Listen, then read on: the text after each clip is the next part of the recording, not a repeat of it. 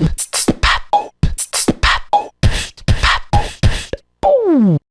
aí, pessoal, tudo bem? Está começando aqui mais um Rude Ramos Podcast, o podcast da região, hoje num clima diferente, num clima sinistro. Por quê? Quer saber por quê? Eu já vou te falar. Mas antes de te falar o porquê estamos começando o programa assim, estamos ali com um convidado também especial que vocês vão adorar. Eu particularmente amo essa pessoa que está aqui e ó, é nota 10, hein? Mas antes de falar quem está aqui comigo, lembrando, Rude Ramos Podcast, o podcast da região, onde vamos trazer histórias incríveis de pessoas conhecidas e de pessoas anônimas, mas que têm histórias imperdíveis. Histórias da hora demais. Inclusive, o episódio de hoje tem muitas histórias que vocês pediram pra gente, histórias de vida, histórias de esporte, e vocês vão gostar muito, hein? Mas antes de falar disso também, só lembrando que estamos gravando nosso programa aqui nos estúdios da Foz TV. Você pode assistir todos os episódios, tanto no nosso canal do YouTube, Rude Ramos Podcast, também no canal do YouTube da Foz TV, Foz TV Oficial, no site da Foz TV, www.foztv.com.br. Lá estamos construindo uma plataforma com vários podcasts, todo gravado aqui nesse estúdio, aqui no Rude Ramos, e lá já tem vários programas, então você já pode entrar lá e curtir vários programas, que tem muita coisa boa, hein? E, antes da gente falar do nosso convidado, só lembrando que essa semana ainda dá para você participar do sorteio desse potão aqui, dá para vocês verem, no escuro, mas é um potão de whey, de 900 gramas, na nossa parceria aí com Magno Suplementos. E é só você comentar lá, marcar 3 pessoas, compartilha a nossa postagem no seu story, é assim que fala? Não sei se é assim que fala. Eu não sou muito bom de inglês, as pessoas brigam comigo, mas tudo bem.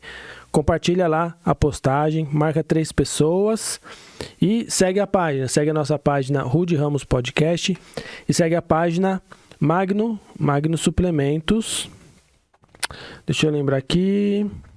Magno Suplementos. Magno com 2 Os. Então é Magno com 2 Os Suplementos.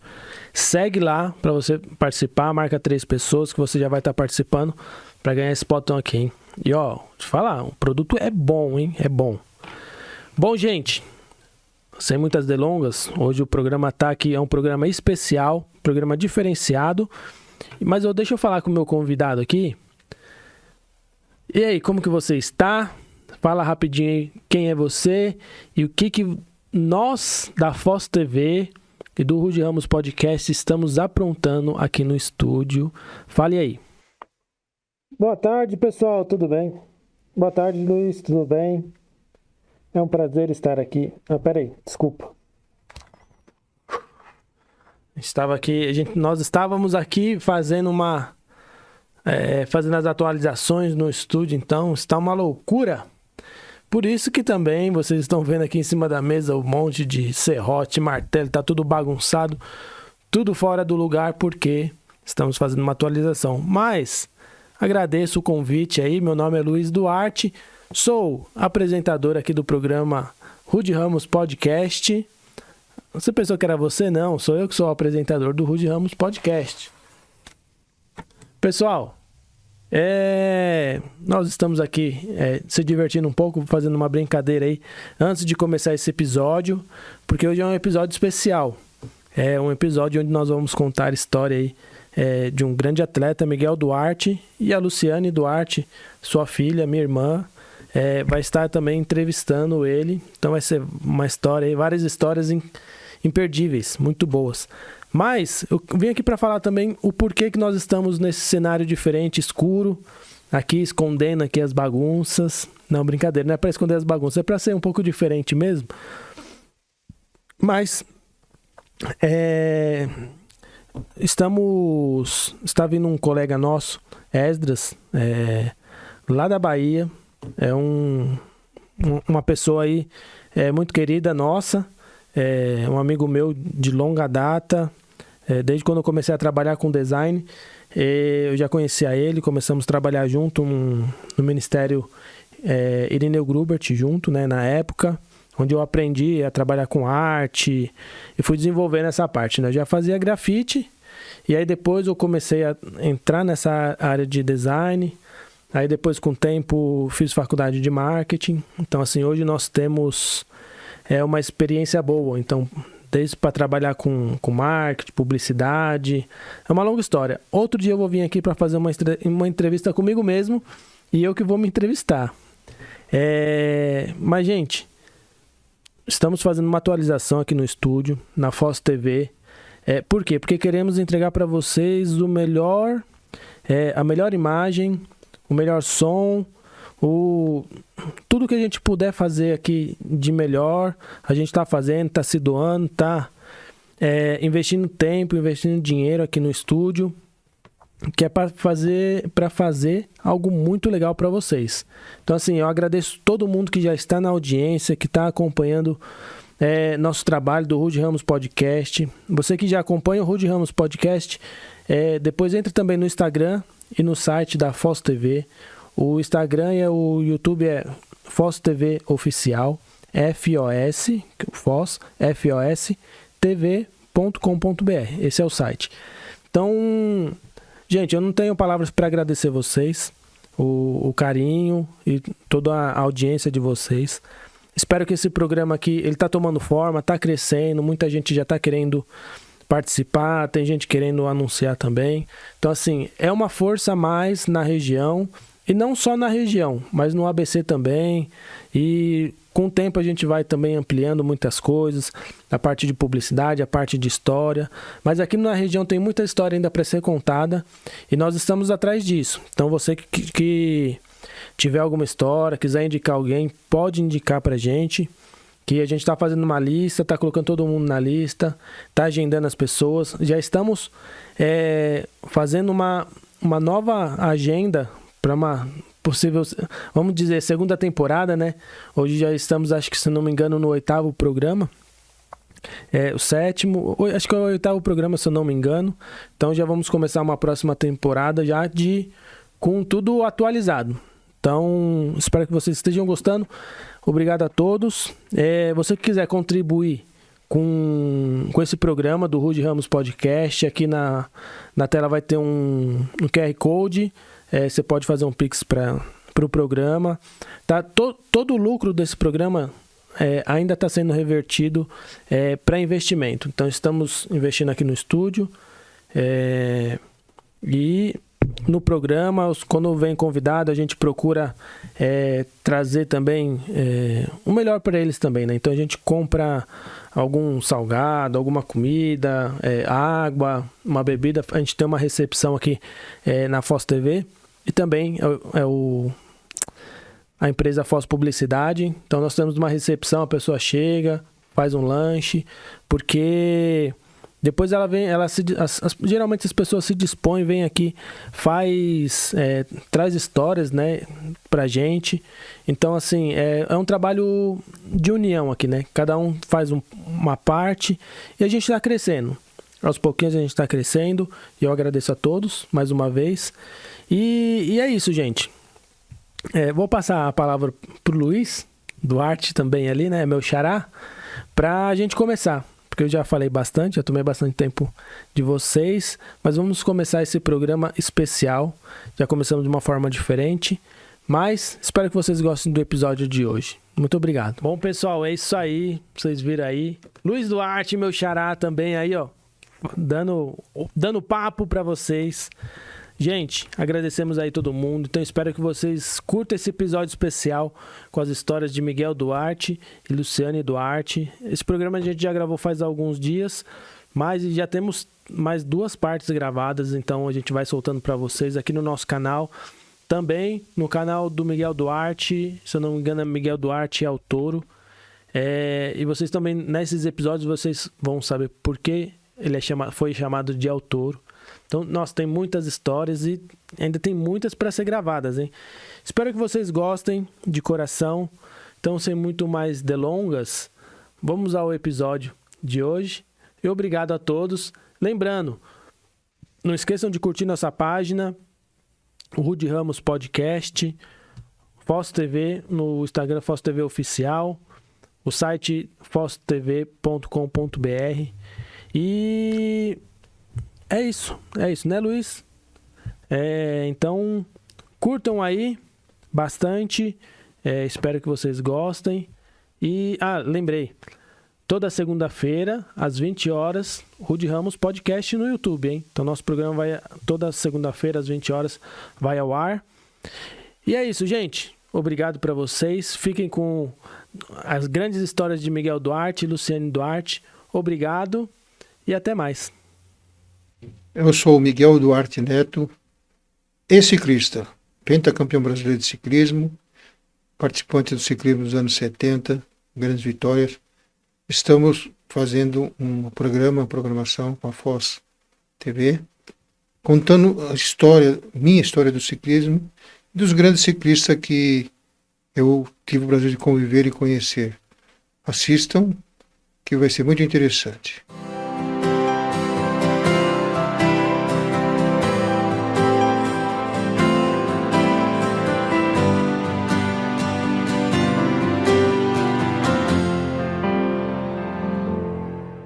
Olá, pessoal, tudo bem?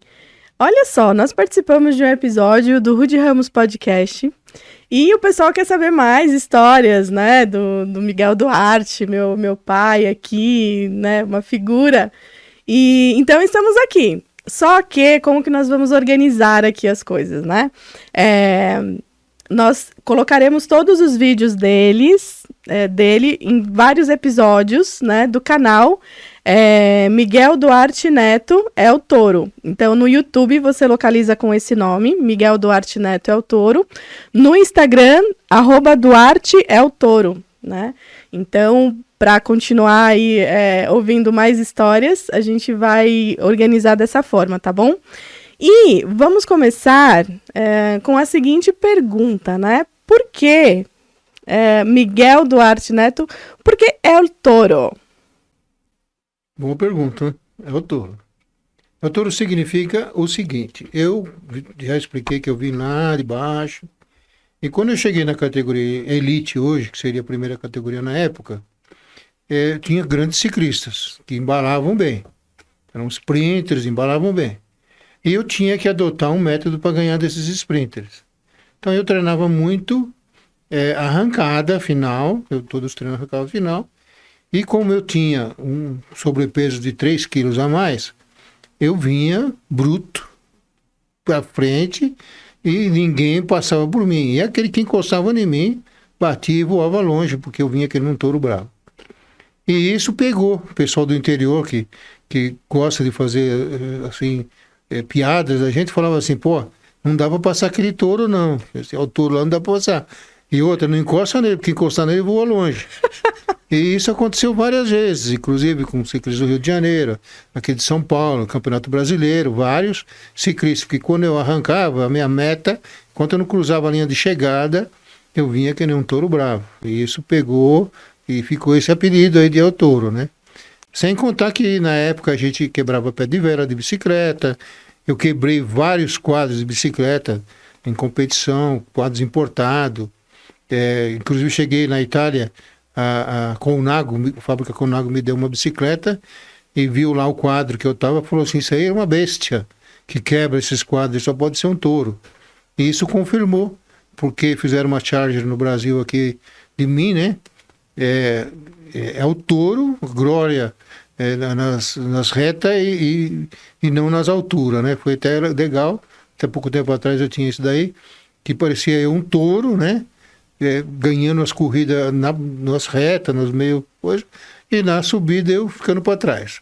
Então isso pegou muito e marcou. Então muita gente na época me chamava de El Touro, ficou aí. Eu gostava, porque eu me sentia assim como um touro mesmo, entendeu? Eu enchia aquele pulmão, igual nos filmes lá de antigamente, enchia o pulmão e vinha que não um boi brabo aí, né?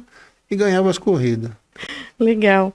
Bom, lembrando, né, que nós estamos aqui com uma atenção e um patrocínio especial da Foz TV, então também sigam esse canal, teremos novidades aí em breve. e da pós-publicidade, tá bom? Então é importante registrar esse cuidado e esse carinho, né, que o Luiz tem tido aqui conosco. Bom, nós estamos aqui com diversos elementos, então, como eu falei, a gente vai fazer vários episódios, né? A ideia é que façamos alguns vídeos mais curtos, contando algumas histórias diferentes. Estamos com vários elementos, algumas peças de roupa que fizeram parte da história do meu pai, algumas fotos, então vamos contar um pouquinho dessas histórias.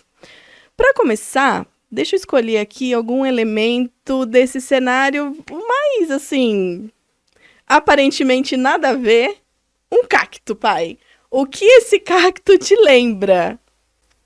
Esse cacto me lembra deserto. Quando eu era criança tinha aqueles filmes lá que o pessoal dava lá no deserto e tinha aqueles cactos do lado. E eu, como criança, eu ficava, mas será que isso existe? Existe. Papaléguas, né? Acho que Papaléguas, isso. Existe. Nós competimos uma corrida no México, lá no Golfo do México, na Via Pan-Americana, que saía do Golfo do México, chegava lá na divisa dos Estados Unidos. E era somente a estrada. Então você olhava ali, olhava na frente, você via aquele calor derretendo no asfalto, e você olhava para o lado, era cacto. Você olhava para o outro lado, era cacto. E as competições tinham 150, 180 quilômetros, você só via aquele asfalto derretendo na frente e cacto do lado. Toda vez que eu olho um cacto, eu lembro daquelas competições, porque lá funcionava o seguinte: se você furasse um pneu, você estava perdido, porque só existia um carro de apoio, e o carro de apoio sempre fica com o primeiro ciclista da equipe. Então a gente corria com uma bomba de bicicleta, enchia o pneu, um tubular embaixo do cilindro, que se furasse e tivesse no pelotão e tivesse algum ciclista nosso lá na frente, você estava na roça, como eu te falo aqui, mas lá era comendo cacto. Então toda vez que eu vejo um cacto eu lembro dessa prova.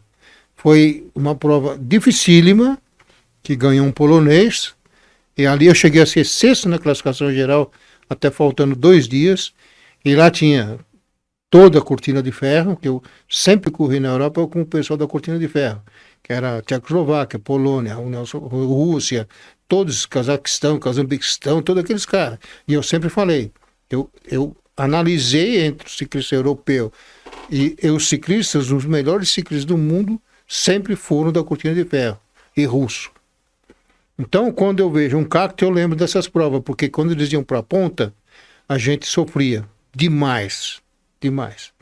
Então, um cacto para mim, toda vez que eu vejo eu cheguei a ter lá em casa que chegou a quase 3 metros de altura, depois precisamos mudar de parte de casa, temos que desfazer dele.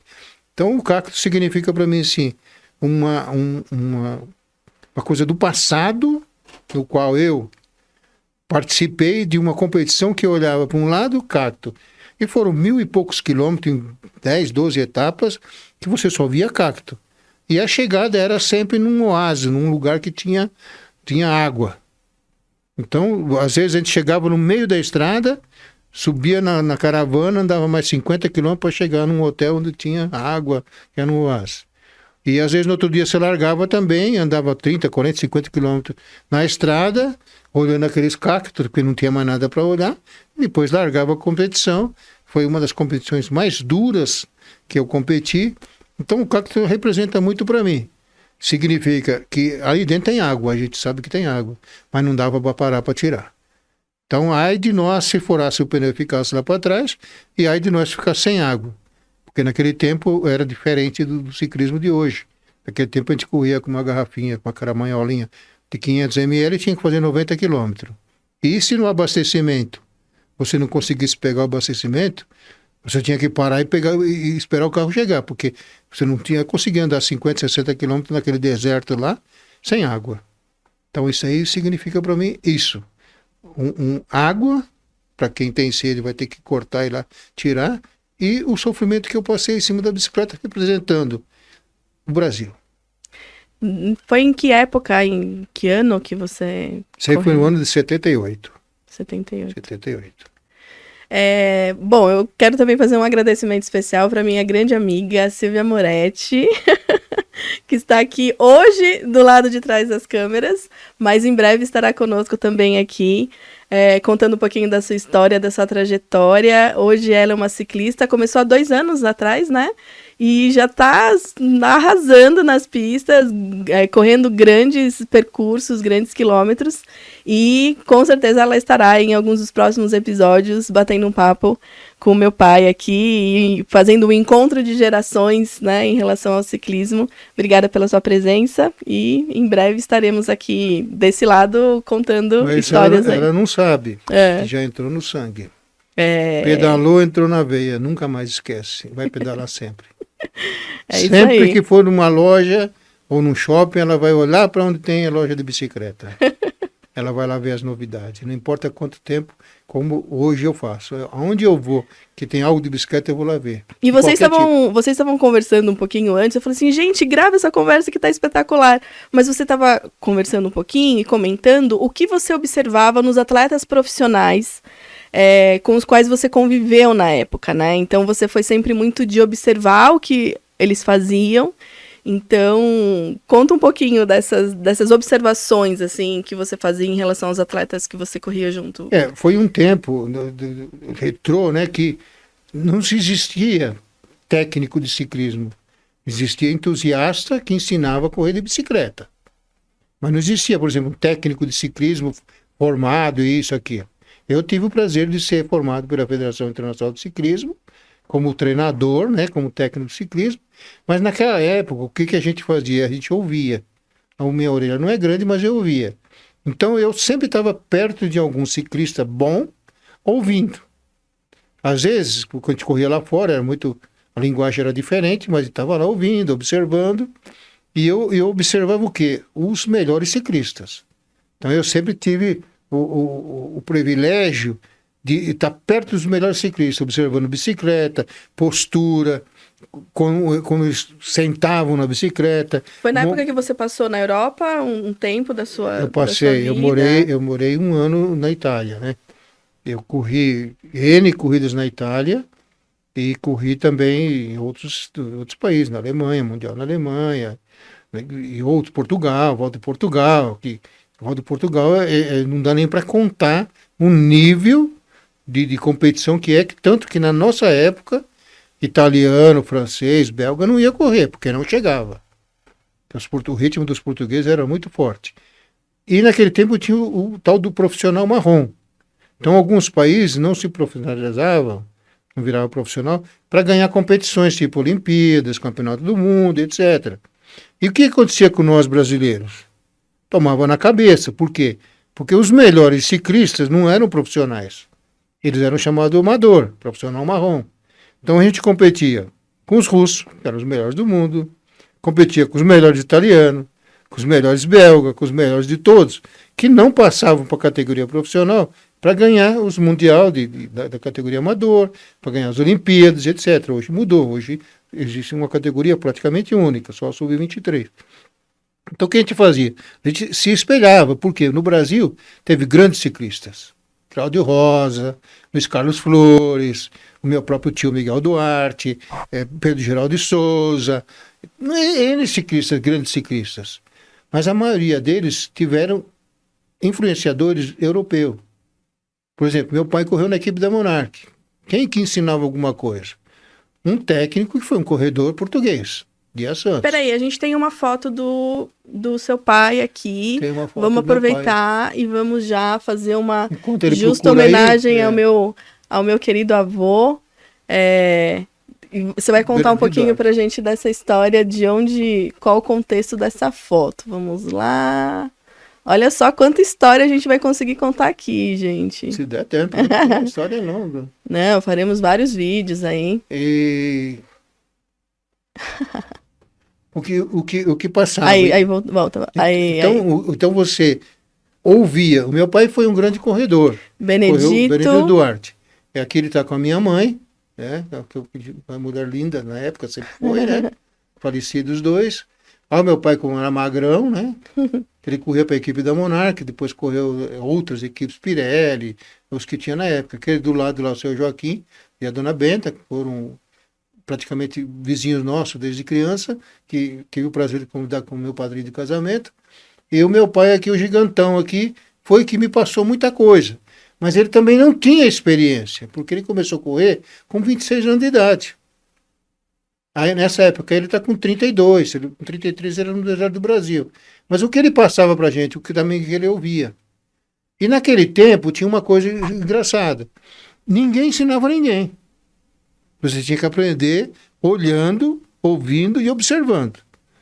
Então não tinha treinador, tinha entusiasta, não tinha médico, ciclista, não tinha nutricionista, só tinha duas equipes, tinha massagista, era a Caloi, que depois eu vinha participar, e a Pirelli Malemar. Então, o que a gente fazia? O ciclismo, a gente falava assim que era no eixo. Aí você saía para competir lá fora, o que eu fazia? Eu observava.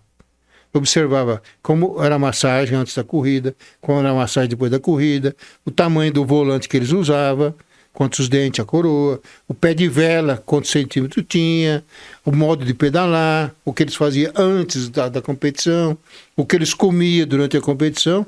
Então isso me levou a ser um bom ciclista aqui no Brasil.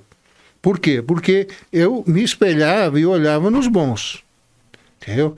E quando o meu pai, por exemplo, ele não conseguiu passar muito para mim, porque ele correu algumas provas na Europa, mas não foram assim, tipo como eu corri, Mundial, de volta da Itália, Amador, volta do Chile, volta de Portugal, e etc. Então eu aprendi com meu pai o básico, que é, você tem que sofrer. Como eu estava falando para a Camila agora aqui. Para Silvia. Para Silvia, eu não sei por que Camila, mas deve ser para Silvia Moretti, né? Então vamos falar para Moretti. Eu estava conversando com ela o seguinte, eu aprendi duas coisas. Você sai para treinar numa estrada. Se você descer, você vai ter que subir na volta.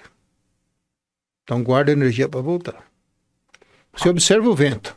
Aprendi isso num livro português chamado, que depois nós aprendemos a chamar de escalera, que é um atrás do outro ali, correndo atrás, se escondendo do vento. Que nesse livro chamava-se Rosa dos Ventos, que era um livro português. Eu aprendi muito sobre esse livro aí. E depois aprendi muita coisa também num livro de um português brasileiro, que Antônio Carlos Alves, o Biscuit, que ele publicou lá nos anos 70, um livro chamado Ciclismo para Todos, e privilégio de quem tem aquele livro. Então é isso que a gente fazia. A gente se espelhava no lado de fora. E eu tenho o prazer de dizer que eu mudei o ciclismo do Brasil. Eu tenho o prazer de dizer pelo seguinte, por eu me espelhar lá fora, eu cheguei a dar uma palestra para os alunos da USP, pós uma 9 de julho, que tinha alguns técnicos de fora, da América inteira, que vieram correr 9 de julho, e um técnico italiano, que depois ele foi lá e me deu os parabéns, porque eu sempre disse assim, o brasileiro, e de forma geral, é homem como todos os homens do mundo.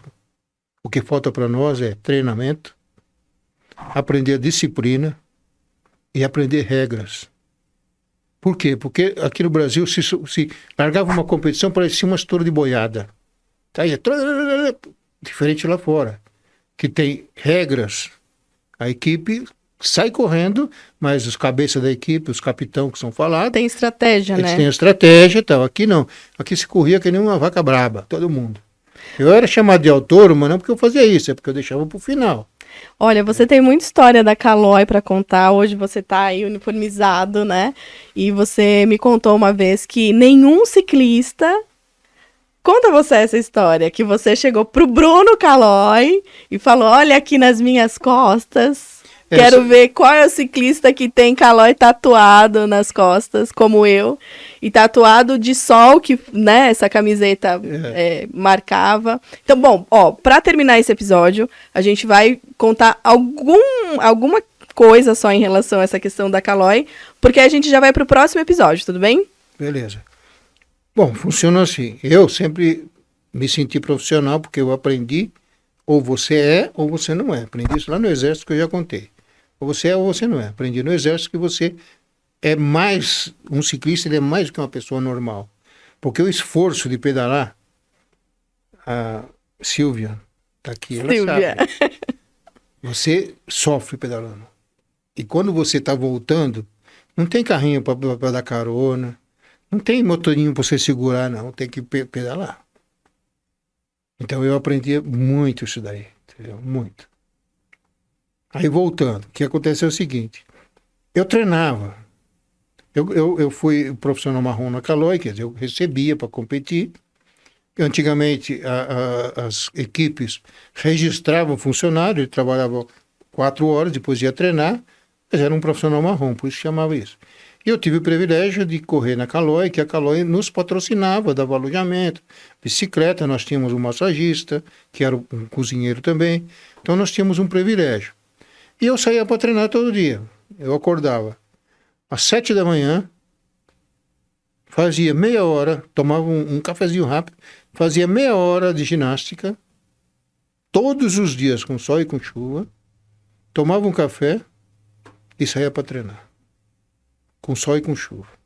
Eu fazia no mínimo 120 quilômetros por dia, só não fazia quilometragem alta na sexta nem no sábado, que eu já tinha aprendido que tinha que guardar. E eu fiz isso N anos, né? E um dia nós tivemos uma desavença na Caloi entre os ciclistas. E eles reclamaram para o dono da Caloi, que era o presidente da confederação, era o nosso patrão. E ele me chamava de filho na época, porque eu ganhava corrida mesmo. E eu posso falar de peito aberto, porque quem resolvia na minha época a corrida era eu. Tinha grandes ciclistas lá, Lourenço, Lima, Gilson, um monte de ciclistas, mas na decisão era eu que decidia.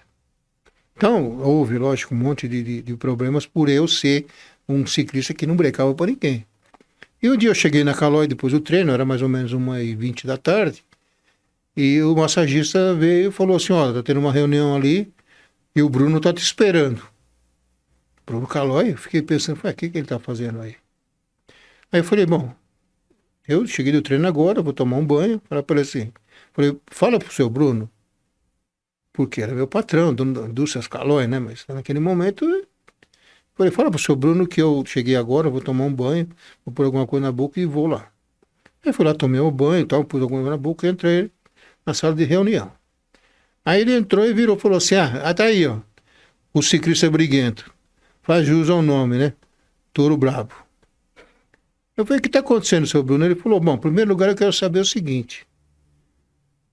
Ele contou algumas coisas que eu não compartilhava com os outros ciclistas. E falou, por que você não breca para ninguém? Você não deixa ninguém ganhar corrida. Você não deixa ninguém da sua equipe ganhar corrida. Aí eu peguei, arranquei a camisa. Falei, dá uma olhada nas minhas costas, seu Bruno.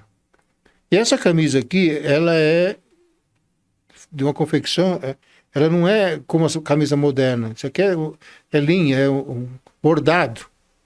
Eu falei, dá uma olhada nas minhas costas. De tanto sol que eu tomava nos treinamentos, sol, chuva, estava gravado nas minhas costas, assim, Caloi.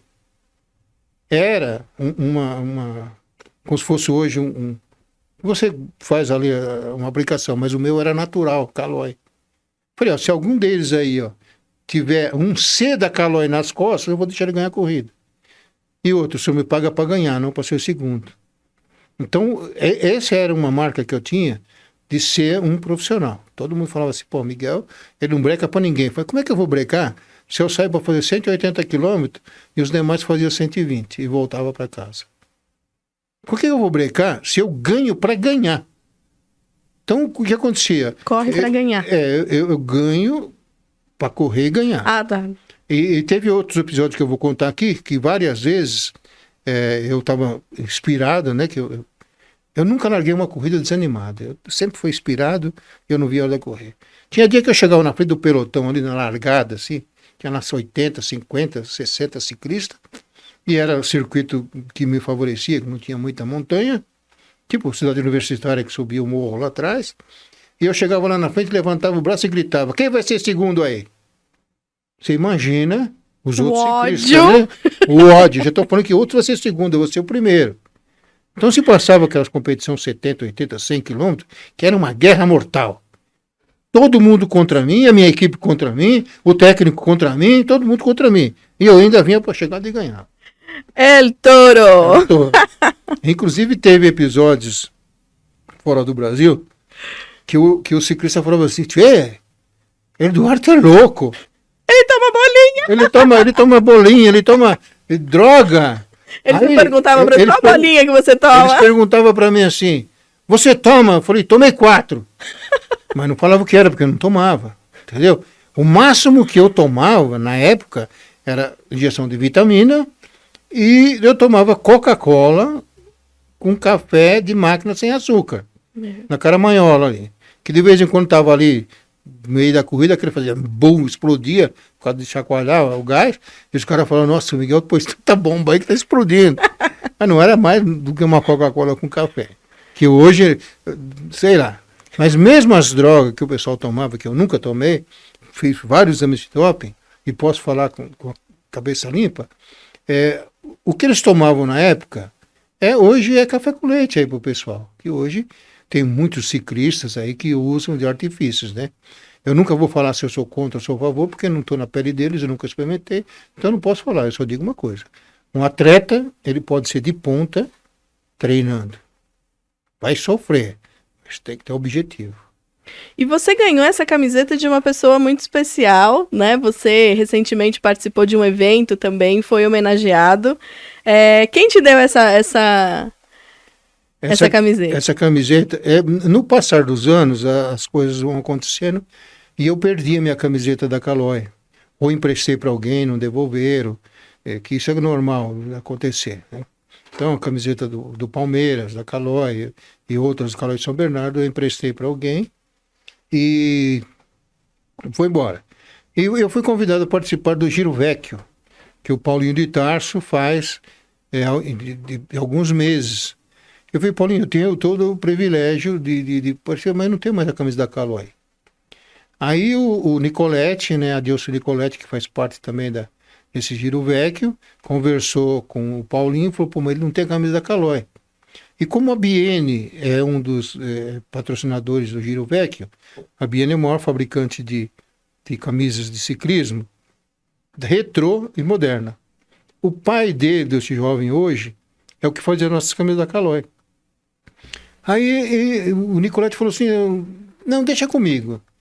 Aí quando chegou um dia antes, eu falei, pô, Nicoletti, eu não tenho a camisa da Caloi, como é que eu vou falar alguma coisa ou participar? Ele falou, não, deixa comigo.